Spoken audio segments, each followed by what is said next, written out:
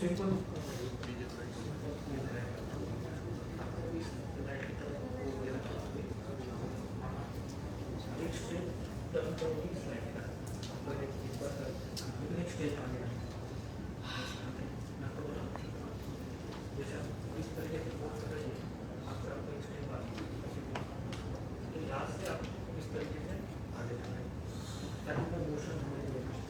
Speed आपका capture होगा।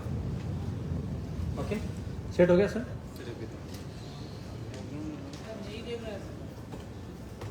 कौन सा फ्लैश? ये वाला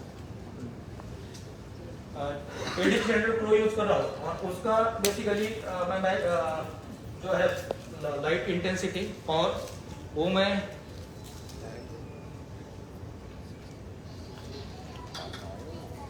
1/8 कर रहा हूँ। गॉड ऑफ का आपको सेटिंग सभी को पता रहेगा जो गॉड ऑफ यूज कर रहे हैं।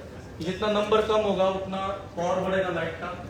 और AD 300 है तो 300 वाट का वो लाइट है, तो एक्चुअल 300 जाने अगर करना है हमें तो हम लोग उसको 1/1 तक लेके आ सकते हैं। ISO में तो सर पूरा कम होगा। ISO सबसे कम रखना है मिनिमम। जैसे अगर आपके कैमरे में 100 या 64 है, जैसे निकॉन में माइनस में भी है, तो मैं 100 तक ही रखता हूँ, ताकि अगर आप 64 कर देता हूँ मेरे पास ये जी 64 है। फर्स्ट शॉट लेंगे हम, ट्रायल शॉट रहेगा ये, और अगर इसमें कुछ मिस्टेक हो जाती है तो मुझे आपको बताने के लिए भी बहुत इजी हो जाएगा। सर लाइट कौन सा यूज कर रहे हैं? एक कंटिन्यूस लाइट है, वो कोई भी यूज कर सकते हैं आप, कोई भी लाइट कंटिन्यूस लाइट में। ये जो है ये कंटिन्यूस लाइट है, और राइट साइड में जो है वो AD 300 प्रो है, जो पोर्टेबल लाइट फ्लैश लाइट रहेगा उसका फ्लैश होगा। और कंटिन्यूस लाइट का सिर्फ कंटिन्यूस लाइट ही रिकॉर्ड होगा। सिर्फ करते समय क्या करना है, हमें ड्रामेटिक लाइटिंग करनी है, क्योंकि जितना फ्रंट से लाइट करेंगे उतना फ्लैट पिक्चर मिलता है। आपने जो भी पिक्चर देखे ड्रामेटिक लाइटिंग था, तो ड्रामेटिक लाइटिंग करने के लिए जो सब्जेक्ट बेसिकली होता है हमारा, तो सब्जेक्ट के लाइन में या थोड़ा माइनस में लाइट लेके जाइए, मतलब सब्जेक्ट का जो लाइन है उससे भी थोड़ा अंदर बैकग्राउंड की तरफ, और लाइट का जो डायरेक्शन है वो टुवर्ड्स कैमरा कर दीजिए, ताकि उनके आउटलाइन पे बहुत खूबसूरत लाइट हमें मिल सकता है। हम मैक्सिमम लाइट फ्रंट में ही रखते हैं, तो उससे एक्चुअली फ्लैट पिक्चर मिलते हैं हमें। तो आपको फेस इस तरफ रहेगा। ओके, आर्ट ऑफ पोजिंग में हम लोग एक कई सालों से काम कर रहे हैं, तो कई बार देखा है कि पोज देने के लिए हम लोग आगे बढ़ते सब्जेक्ट की तरफ, और अगर प्रशांत जी सब्जेक्ट है तो मैं यहाँ पे जाके ऐसे पोज करता हूँ हाथ लगाकर। तो हम लोग कुछ बदलाव ला रहे हैं कि सब्जेक्ट को टच नहीं करना है, आपको मिररिंग करना है। मतलब मिररिंग मतलब मैं यहाँ से अगर कहूँ, आप थोड़ा सा कैमरे की तरफ टर्न कीजिए, या राइट साइड लेफ्ट साइड आपकी तरफ, सिर्फ आपको फेस टर्न करना है राइट साइड में। ओके, आंखें सेंटर पे लानी, नोज को फॉलो करना है। ओके, राइट शोल्डर आपका थोड़ा पीछे जाने दीजिए, और थोड़ा परफेक्ट। ओके, तो यहाँ से सब हो रहा है, हमें वहां पे जाके शोल्डर्स को हाथ लगाने की या फिर हेड को टच करने की जरूरत नहीं है। वो स्टार्ट में करते थे, क्योंकि उस समय जब फोटोग्राफी स्टार्ट हुआ तो लोगों को ही फोटो पता नहीं था कैसे पोज करना है। तो जैसे मेरे पिताजी परमिशन लेकर हाथ लगा देते कि क्या मैं आपको बताऊं, और उनका हाथ लगाने का तरीका ये था। हम कई बार हम लोग देखते हैं कि फोटोग्राफर ऐसे टच करते हैं ब्राइडल को इस तरीके से, तो हम चाहते हैं कि ये ना करते हुए आप सिर्फ आपके हाथों का यूज कीजिए, या फिर मिररिंग कीजिए, मतलब आप जो करेंगे वो वहां पे करेंगे। तो पोजिंग में मिररिंग बहुत बढ़िया ऑप्शन है, कि जहां पर अपना टाइम भी बचता है और वो सब्जेक्ट हमारे साथ कंफर्ट रहता है। ओके सर, बैकग्राउंड की लाइट बंद कर दीजिए सर। जरा जरा कोई ऐसा पूछता हूँ, आइटस भी जैसा सर पूरा शॉट किया, कंटिन्यू रखिए।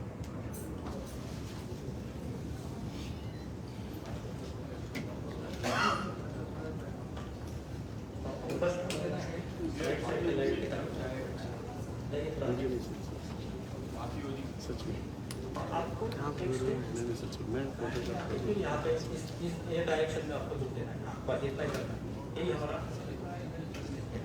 ओके, आपको एक ही बार करेंगे, जब मैं आपको स्टार्ट कर दूंगा, 3 2 1 स्टार्ट ऐसे कर दूंगा, फिर आप इस तरफ आ जाइए। मैंने 5 सेकेंड्स का लगाया अभी, और बेसिकली अपर्चर में अभी हमें करना है, तो मैं F11 पे शॉट करता हूँ, F11 पे मैं शूट कर रहा हूँ।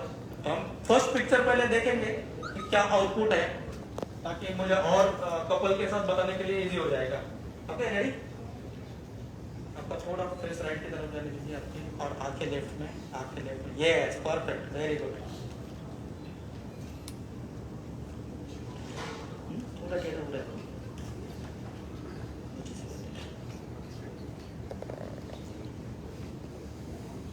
ओके ठीक।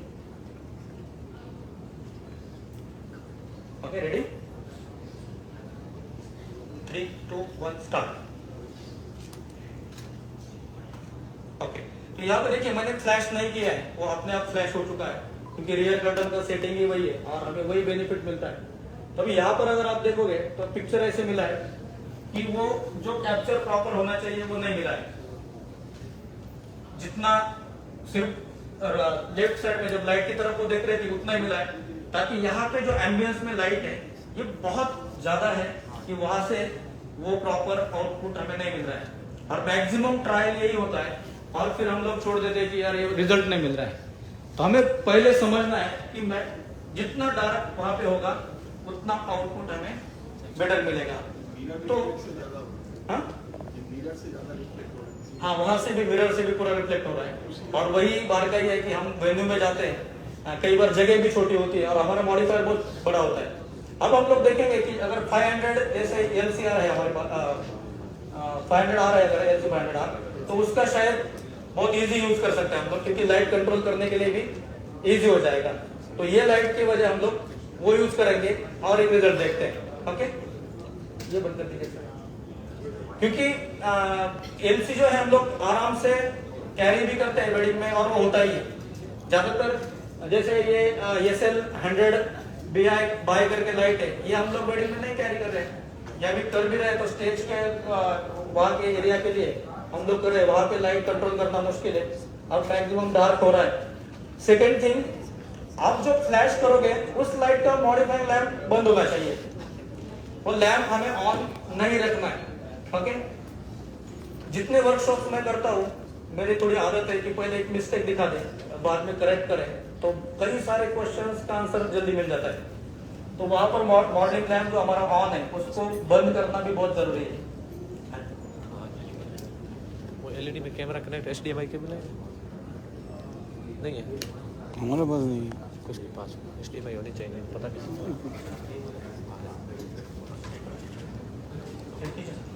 इजी हो जाएगा।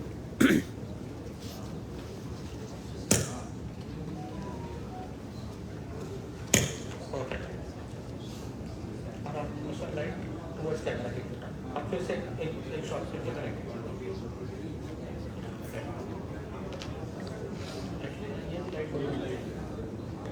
एलईडी का भी लाइट बंद, एलईडी कर सकते हो आप। चलिए फिर से एक पिक्चर फिर से और टुवर्ड्स कैमरा लाइट रखिए ताकि बैकग्राउंड लाइट कंट्रोल हो जाएगा।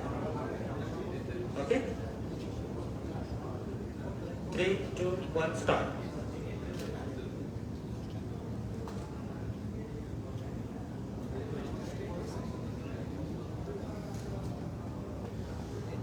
देखिए उससे कई बेहतर पिक्चर अब मिला है, हम लोग ट्राई करेंगे वहां से फिर से कनेक्ट करें।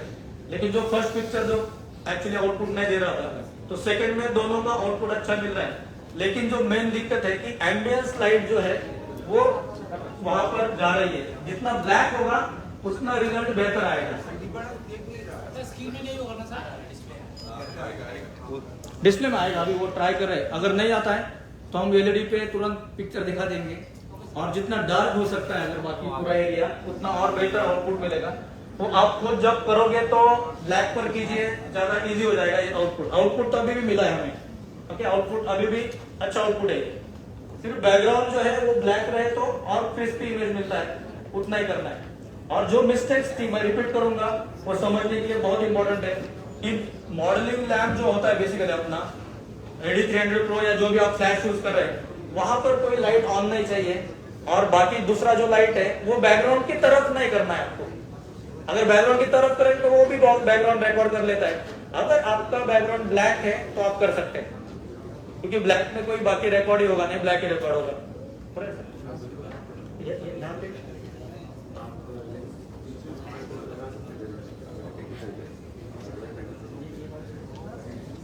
तो उसको कनेक्ट हो रहा है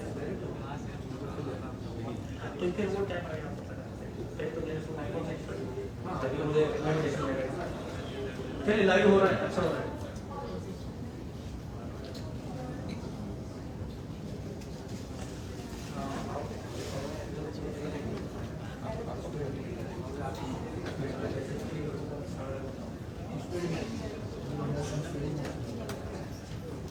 सब्जेक्ट अगर स्पीड में मूवमेंट करता है राइट जैसे वो एकदम स्लोली आ रही है तो स्लो भी वो रिकॉर्डिंग होगा और स्पीड में आएगा तो उसका स्पीड मोशंस फास्ट मिलेंगे हमें सिर्फ उसमें जो इफेक्ट जो है वो थोड़ा कम हो जाता है क्योंकि ये बात का ये है कि जहाँ पे रिजल्ट हमें अलग अलग मिल रहे हैं तो जितना वो स्लो आएगी तो वो जो पेंटिंग वाला इफेक्ट है मोशन वाला वो डिटेलिंग मिलेगा और वो बहुत स्पीड में फटाक से कर देगी तो बीच में से सिर्फ वो फास्ट मोशन वाला स्पीड मिलेगा मतलब एक ही ट्रिक में हम अलग अलग रिजल्ट ले सकते हैं राइट ट्रिक एक ही है रियर कर्टन का और रियर कर्टन का बहुत अलग अलग यूज भी क्रिएटिव हो सकता है जो आप खुद का स्टाइल डेवलप कर सकते हैं उससे रियर कर्टन से फंडा एक ही है कि वो कर्टन बंद होने से पहले फ्लैश करेगा ओके और ये स्लो शटर स्पीड वाला ही फंडा है जिसे हम लोग लाइट पेंटिंग भी कहते हैं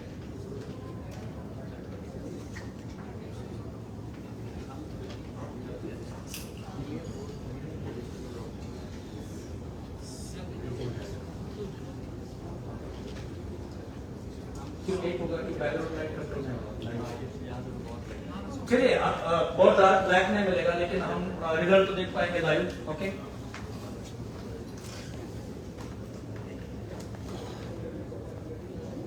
अच्छा सर कार्ड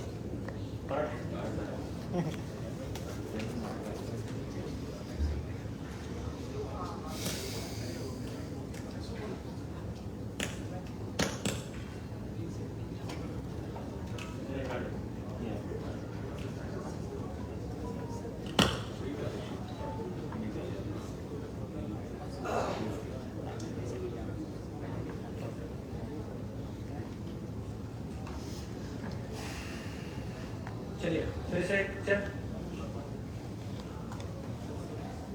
वहां पे आप सेटिंग्स देख पा रहे हैं मैंने आईएसओ जो है वो कंप्लीट कम कर दिया हाँ चेंज कर वो मैं न्यूट्रल पर काम करता हूँ और जेपीजी पे रहता है तो न्यूट्रल